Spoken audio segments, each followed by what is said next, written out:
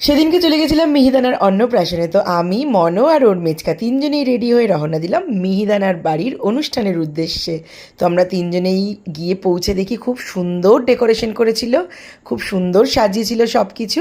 তো অনেক লাইনের পর অবশেষে মিহিদানের সাথে দেখা সাক্ষাৎ করে কিছু ফটো ভিডিও তুলে আমরা চলে গেলাম স্টার্টারের দিকে। তো আমার ছোটোবেলার বান্ধবী রাখির সাথে দেখা হয়ে গেলে অনেকেই হয়তো চেনো। তো আমরা বেশি দেরি না করে সাথে সাথে স্টার্টার খাওয়া শুরু করলাম, গল্প আড্ডা এবং আম পান্না। দুজনে মিলেই ঢক ঢক করে আম পান্না খেলাম। খেয়ে দিয়ে আবার একটুখানি গল্প করে একটু ফটো সেলফি তুলে আমরা খাওয়া দাওয়ার দিকে রওনা দিলাম।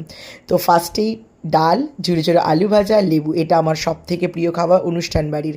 দেন তারপর চলে এলো পমফ্রেট ফ্রাই এবং চিংড়ি মাছের একটা আইটেম, এছাড়াও কাতলা মাছ, এছাড়াও অনেক কিছু ছিল।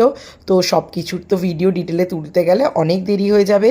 তো লাস্টে আমরা আইসক্রিম খেতে খেতে আবার একবার মিহিদানের সাথে দেখা করলাম, বাকি সবার সাথে দেখা করলাম। দেন প্রচণ্ড ঝড় উঠেছিল, ঝড়ের মধ্যে আমরা তিনজনে বাইকে করে খুব আনন্দ করতে করতে বাড়ি। ঝড় উঠছে তাড়াতাড়ি।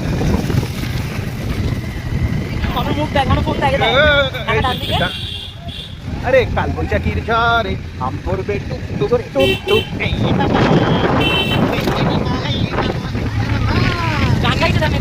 কাল বৈশাখীর ঝড়ে আম পড়বে টুক টুক।